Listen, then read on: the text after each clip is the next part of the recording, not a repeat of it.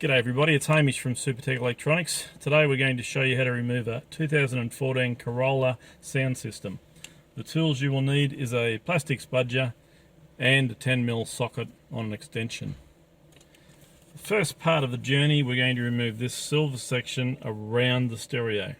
Now you can opt to remove this section here, the plastic section, but you won't have to. There is another way around it. We're going to start with the plastic spudger in here, and that'll give us access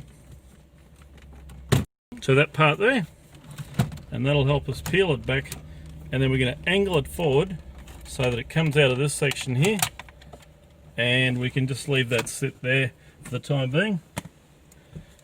Now we're going to use our 10mm socket to take out 1, 2, 3, 4 screws. Okay, once you've got the 4 bolts out, the whole thing will come out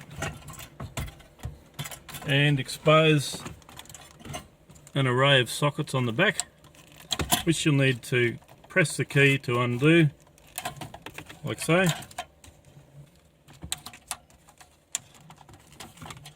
And that unit is ready to send off to Supertech Electronics for repair.